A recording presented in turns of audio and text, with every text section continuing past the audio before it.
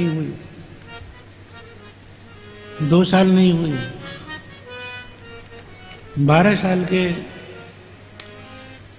ऋषभदेव जी हो गए।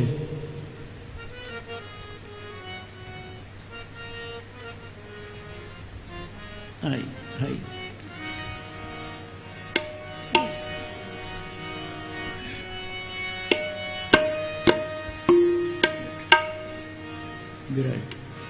सीताराम जय सीताराम, सीताराम जय सीताराम, सीताराम जय सीताराम, सीताराम जय सीताराम, सीताराम जय सीताराम, सीताराम जय सीताराम। जय सीताराम। एक बालक के लिए ये लोग ईश्वर मान के जयकारा कर रहे हैं, जय सीताराम, जय राधे श्याम।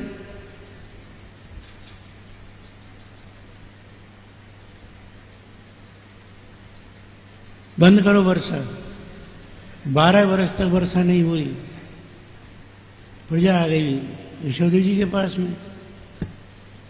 महाराज, जब से आपका जन्म हुआ है तब से जल नहीं बरसा, अन्न के लिए हम लोग तरस रहे हैं। अच्छा, योग माया योग कह के भगवान ने देख दिया, पूरे भारत में बादल छा गए, वर्षा हो गई और 12 वर्ष का अन्न इकट्ठा ही एक साथ ही प्रकट हो गए। फिर जय जयकार हो गया, घर में आ जाए तो जयकार होता ही है। बोलिए श्री ऋषभदेव भगवान की जय। इंद्र की बुद्धि सुधर गई, जान गया भगवान है। जयंताम इंद्र दत्तायाम, अपनी पुत्री जयंती लेकर आ गए और ऋषभदेव जी के साथ में विवाह कर दिया।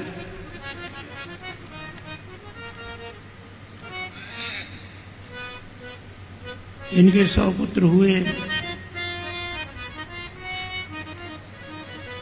इनमें सबसे बड़े हैं भरत।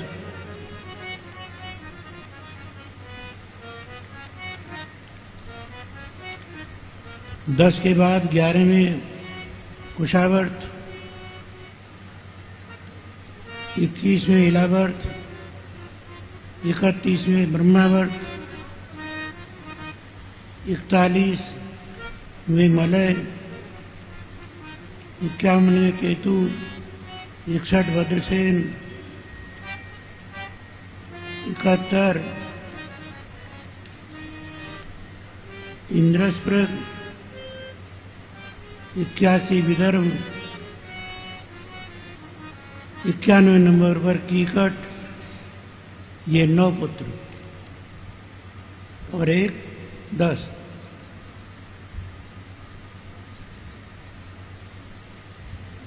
नौ पुत्र नवयोगेश्वर हुए हैं, जिनकी कथा प्रभु की कृपा होगी तो विश्राम के पूर्व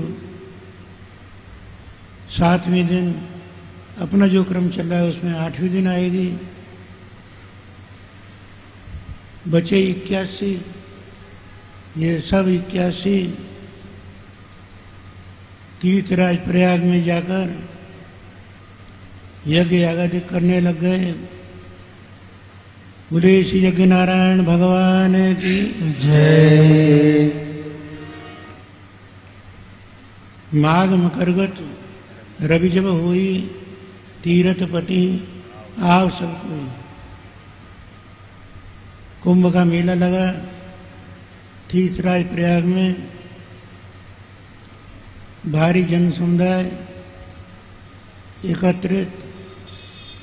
श्री ऋषभदेव जी महाराज ने वहां राष्ट्र के नाम संदेश प्रसारित किया।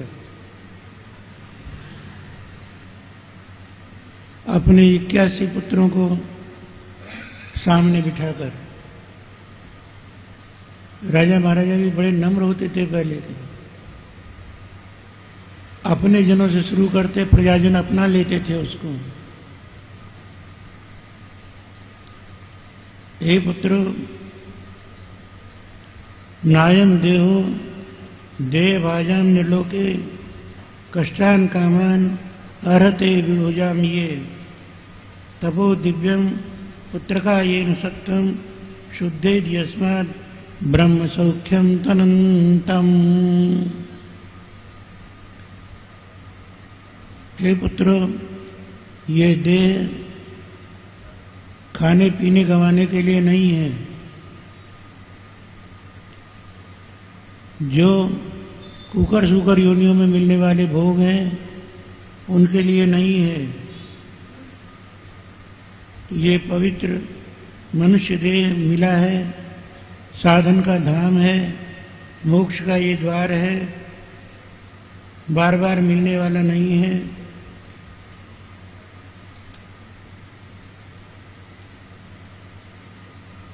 आप लोग भोग की चकाचौंध में भगवान को भूल रहे हैं, ये ठीक नहीं है। ये मनुष्य जन्म बहुमूल्य अमूल्य रत्न के समान है, ऐसे ही खो देने लायक नहीं है। समझिए, थोड़ा देखिए, समझदारी की बात कीजिए। पूजा ने कहा, माया बहुत सुंदर बात कह रहे हैं, कहते चलिए। तपो दिव्यम पुत्र कहा, मनुष्य जन्म मिला है तो तप करना चाहिए। तप से शरीर शुद्धि होती है। शरीर शुद्ध होने पर मन शुद्ध होता है। मन शुद्ध होने पर ब्रह्म सौख्यम तनंतम, अनंत ब्रह्म सुख की प्राप्ति होती है। युगल चरणार बिंद के आनंद की बराबरी संसार में कहीं भी नहीं है। महत सेवाम द्वार माहुर विमुक्ते है तमोद्वारम योषिताम संधि संगम महांतस्ते सुचित्ता प्रशांता विमन्यव सुहृद साधवो। ये आप लोग कुंभ के मेला में आए हैं, ये कोई खेला नहीं है, या ये कोई पशुओं का ठेला नहीं है, ये संत समाज है। महत सेवा, महापुरुषों की सेवा कीजिए, ये मोक्ष का द्वार है, प्रिया प्रीतम के प्राप्ति का उपाय है। भोगियों का जो संग करते हैं उनके लिए तमोद्वारम नरक का द्वार खुल जाता है। मैं आपको बताना चाहता हूं, हे प्रजाजन, हे पुत्रों, महान कौन है? महान वे हैं जो समचित्ता है, सब में भगवान को देखने वाले हैं, जो समचित्त हैं। माँ कहते हैं श्री जी को, स कहते हैं भगवान को,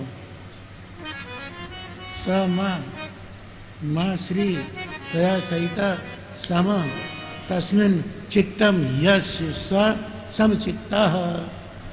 प्रिया प्रीतम युगल सरकार में, राज राजेश्वर सरकार में, रास रासेश्वर सरकार में, श्रीमन नारायण में चरण उचरण प्रपद्ये जो जपते रहते ते महानता।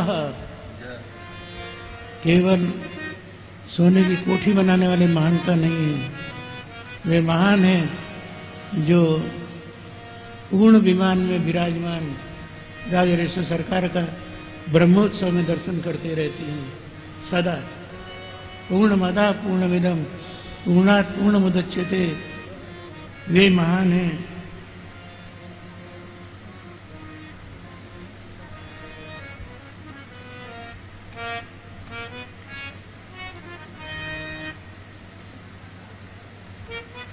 देखिए, संसार में वही अपना है जो भगवान से मिला दे।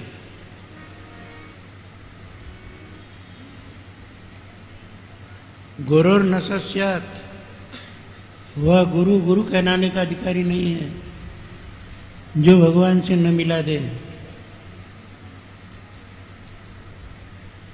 इसीलिए 10 दिन का वनमोत्सव मनाया जाता है कि कभी तो 10वें द्वार बजेगा और यहाँ आके दंडोत कर लेगा। गुरु भगवान से मिलाते हैं तो गुरु हैं। महाराज बलि बामन भगवान को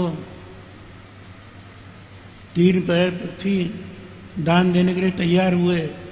शुक्राचार्य जी ने रोक दिया, नहीं बात मानी गुरु जी। गुरु न सत्यात्,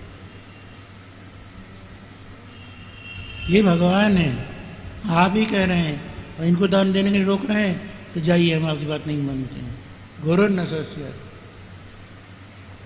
वह स्वजन अपना स्वजन नहीं है जो भजन से छुड़ा दे।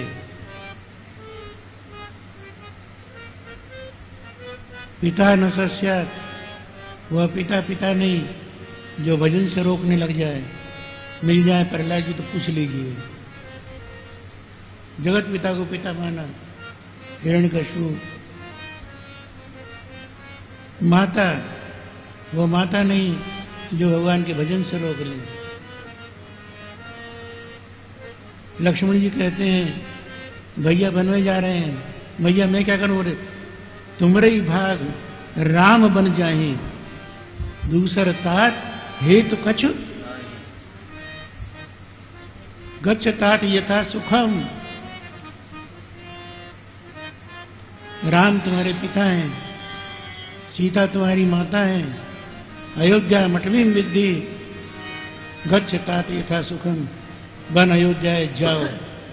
सुमित्रा जैसी माँ, लखनलाल जैसे पुत्र, ये भारत की संतति है। भरत जी ने मां को मां नहीं कहा कैकेयी को, क्योंकि हमारा जो परम कर्तव्य था, प्रभु की सेवा तुमने छुड़ा ली। 14 वर्ष तक तरसती रही, मां सुनने को नहीं मिला।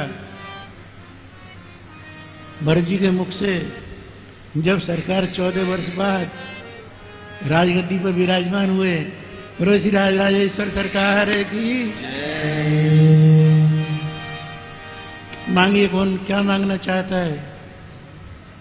कोई कुछ लेके जा रहा है, कोई कुछ लेके जा रहा है, कोई हाथी ले जा रहा है, कोई घोड़ा ले जा रहा है, कोई कुछ ले जा रहा है, कोई माला, कोई भजन। आप कैकेयी का नंबर आ गया, बेटा मैं भी कुछ मांगना चाहती हूं। पूरी सभा में सन्नाटा छा गया। पति से मांगा तो प्रभु को 14 वर्ष वन में भेज दिया, अब मांगेगी तो क्या करेगी? भगवान बोले मांगो मां, क्या मांगती हो? आगे आई और आगे आकर के बोली,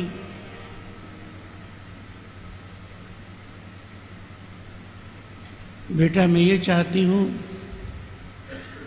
14 वर्ष तक भरत के मुख से मैंने मां शब्द नहीं सुना है, तू एक बार मां कहलवा दे। ऐसे भरत। भगवान ने देखा भरत जी की ओर, मां क्या कह रही है, सिर हिला दिए। नहीं कहोगे? नहीं कहूंगा। भगवान ने क्या नहीं कहोगे? जय जय। तब बोले मां जब तक नहीं कहूंगा, वो बोले सरकार ने उठ के भरत जी को छाती से लगा लिया, मुंह दबा दिया। मां नहीं कहूंगा ये नहीं कहने दिया, मां कहते ही खड़े होकर छाती से लगा के बोले श्री राज राजेश्वर सरकार की जय। ये हमारे पूर्वजों का, महाराजाओं का राष्ट्रीय संदेश है। भरतम भजध्वम। आज मैं घोषणा करता हूं, आज से इस देश के अजनाब खंड के राजा भरत होंगे। प्रजा ने अनुमोदन किया, जय जयकार किया। बोलो भक्तवत्सल भगवान की जय।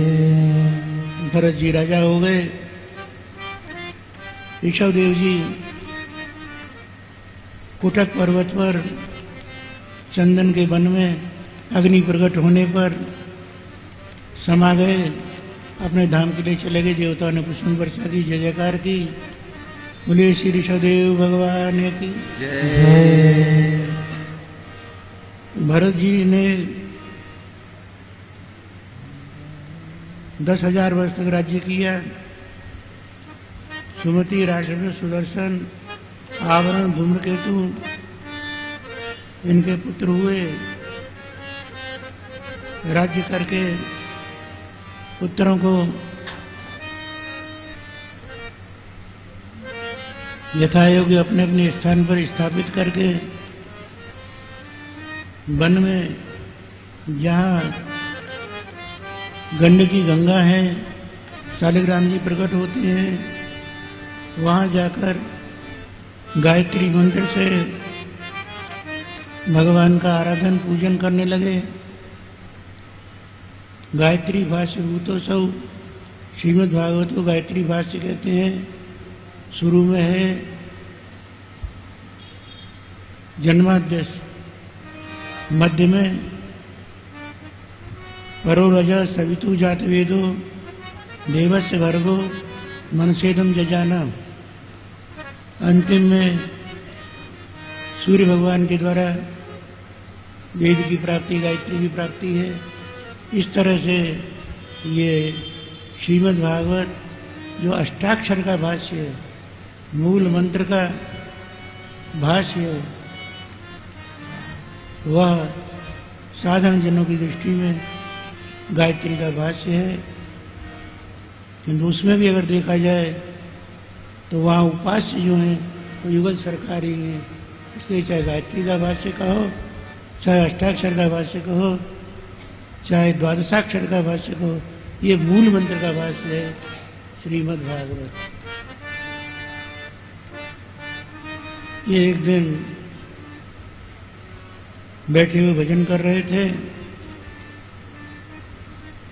एक प्यासी हिरनी गर्भवती गंडकी गंगा में जल पीने आई।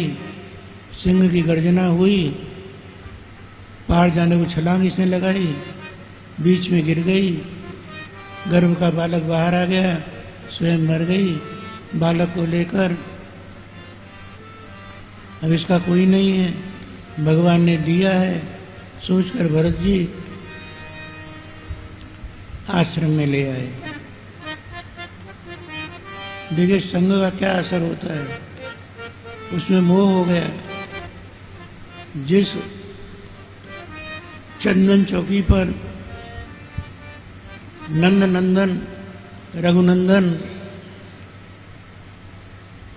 इनके लिए चंदन घिसते थे, आज मृगनंदन के लिए घास और सेना नमक घिस रहे, चिटा रहे हैं।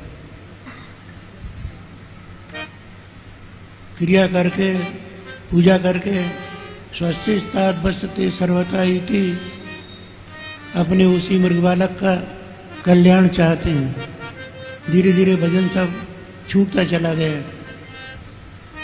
एक दिन ये मृग बालक कहीं निकल गया, ढूंढने को निकले, ये कहीं मिला नहीं, थक गए, ज्वर इनको आ गया, संध्या का समय हो गया, चक्कर खाकर चटाई पर गिर पड़े।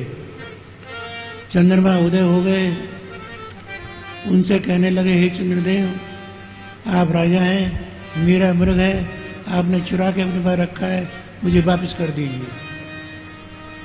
लगा जैसे मृग वहां से निकला है और आकर सिराने हो गया, खड़ा, आया वाया कुछ नहीं, भावना का भूत बन गया, मृग बन गया। जैसे पिता प्राण त्यागे, बालक आंसू बहाए, ऐसे ये मृग रो रहा है, इसका क्या होगा, सोचते हुए ही भरत जी के अंतिम क्षण पूरे हो गए। अंते यामती सा गति, कालंजर पर्वत पर एक मृगी के गर्भ से इनका जन्म हो गया। किंतु भगवान का भजन खाली नहीं जाता है।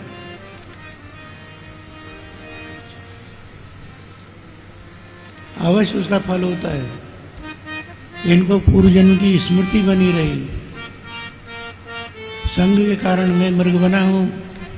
माता पिता छोड़े, कालंजर पर्वत मध्य प्रदेश छोड़ा, उत्तर भारत में वहीं गंडकी गंगा के किनारे कुलाश्रम में जहाँ पहले भजन करते थे वहीं आ गए। पर अब जीभ बड़ी है पर भजन नहीं होता है। 2 पैर को चाहे 2 हाथ को, 2 पैर 2 हाथ, 4 पैर 4 हाथ मांगी है पर कुछ नहीं हो रहा है। मन ही मन खाली स्मरण करते हैं, संग से डरते हैं। सवेरे स्नान करने के लिए उठते हैं, घास फूस कुछ मिल गया संध्या के समय ढूंढ के खा लिया, शिलातल में पढ़कर मन ही मन भगवान का भजन करते रहते हैं, मनाते रहते हैं। ये देह छूट जाए प्रभु, ये बेकार है, इससे कोई भजन नहीं बन रहा है।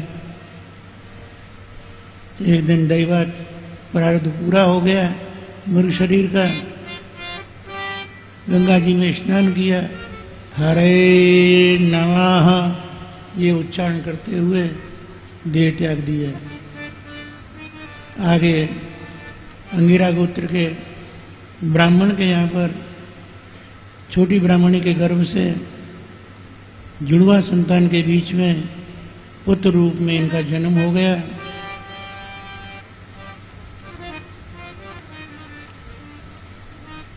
इनकी बड़ी माता, उनके 10 पुत्र हुए। पिता ने पढ़ाना लिखाना शुरू किया। 10 पढ़ लिख कर विद्वान हो गए, पर ये जानते सब हैं पर मानते नहीं, कहते नहीं, करते नहीं हैं। क्यों कुछ मान लूंगा, कुछ कर लूंगा, कुछ कह दूंगा तो ये मुझे और आगे पढ़ाएंगे, बड़ा हो जाऊंगा, शादी ब्याह हो जाएगा, पुनर्जन्म जन्म पुनर्जन्म मरणम, वही गले में घंटी बन जाएगी। ये ठीक नहीं है। 4 महीने में बड़ी मुश्किल से पिताजी इनको 24 अक्षर की गायत्री, वो भी सीधी नहीं, उल्टी पलटी 24 अक्षर पढ़ा सके। जाता सब था तो पिता को उल्टा सीधा करके सुना दिया। अरे बोले जड़, पहले जन्म का है भरत, अब का है जड़ का नाम हो गया। पिताजी चले गए। भैयाओं के घर में पत्नी आ गई। भाभियों ने देखा कि जड़ है, बेकार है, उपेक्षा कर दी।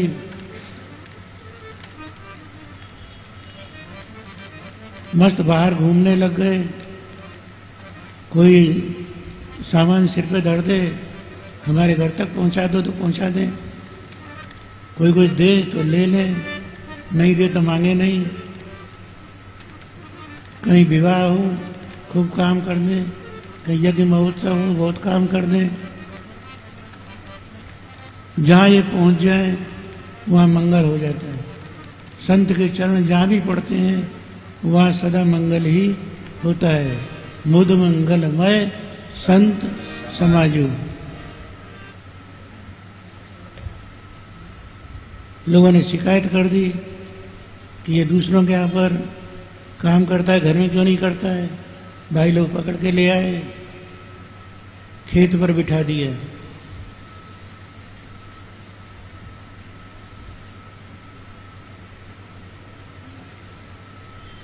खेत पर बिठा दिया। भाई तुम बैठे रहो, रात दिन खेत की रखवाली करो। इन्हें बड़ी अच्छी बात है। भजन करते रहते और खेत की रखवाली ऐसे करते कि कोई अगर खेत में आ जाए, खाने लगे, तोड़ के ले जाए तो मना नहीं करें। खेत भी राम जी का, लेने वाला भी राम जी का, चिड़िया भी राम जी की, खूब भर भर पेट खाओ, इनका सिद्धांत। कोई निकल के चला जाए तो बुला के हमारा गन्ना तोड़ ले जाए, हमारा खेत है इसमें ले जाओ, ये भी नहीं कहते। एक दिन सिंधु सोवियत देश का राजा रघुगण वो कपिल देव जी का दर्शन करने के लिए गंगा सागर जा रहा था। उसका एक कहार पालकी ढोने वाला बीमार हो गया। ये खेत की रखवाली कर रहे थे। राजा ने सिपाहियों को भेजा, किसी को लाओ। सिपाही इनको ही लेके चले गए, उसकी पालकी ढोने लग गए।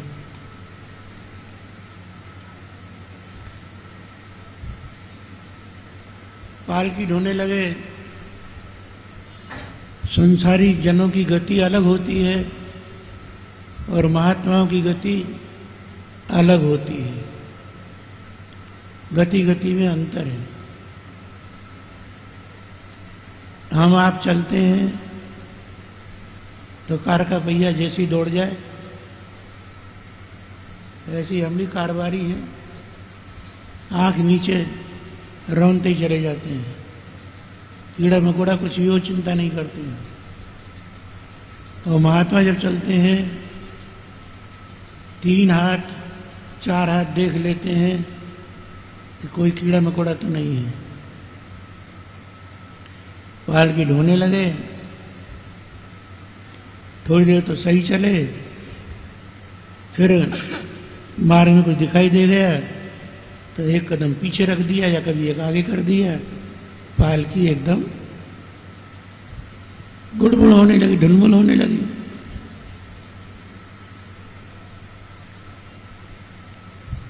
आह हे बूढ़ारा साधोतिक्रमत किमिति विस्मम उयते या नमीति।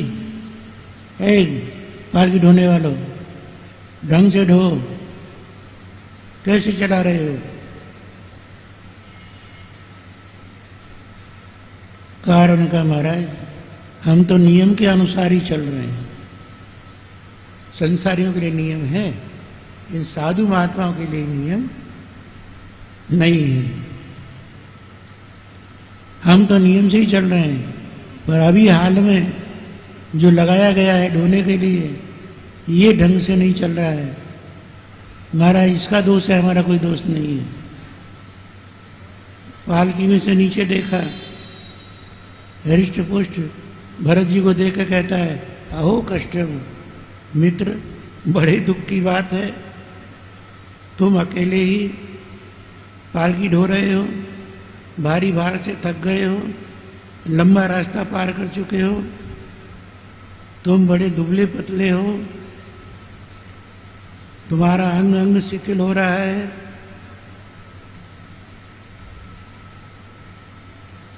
ये तुम्हारे साथी तुम्हारे संग चलने लायक नहीं है। फिर कहता है,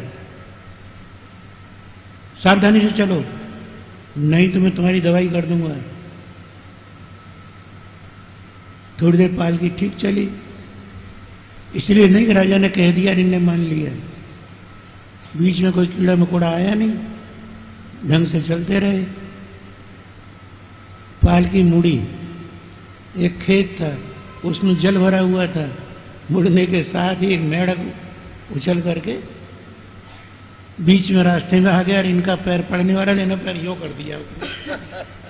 आप तो आड़ धाम पूरी की पूरी पालकी गोविंदाय नमो नमः।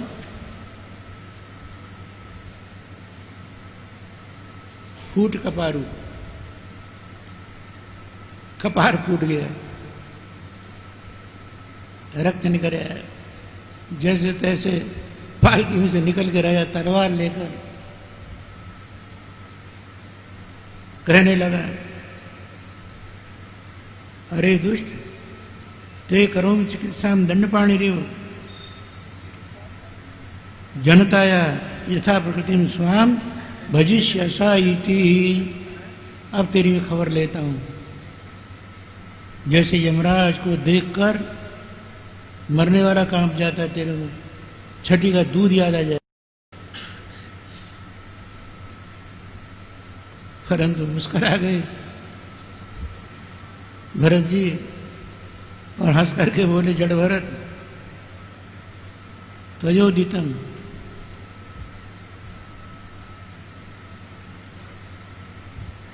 व्यक्तम अभिप्रलब्धम। भैया तेने बिल्कुल सही कहा है, कोई इसमें धोखे की बात नहीं है। भर्तुर्नमे स्यात् यदि वीर भारा। हे वीर, भार होगा तो ढोने वाले की ही होगा। शरीर ढोने वाला है, मैं ढोने वाला नहीं हूं। तुमने कहा तू मोटा है, दुबला है। न मैं मोटा हूं, न मैं दुबला हूं। शरीर ही मोटा दुबला है, आत्मा तो मोटा दुबला कुछ है नहीं है। हाँ, अकेले पालकी ढो रहे हो तो इस शरीर रूपी पालकी न जाने कब से हम ढोते चले।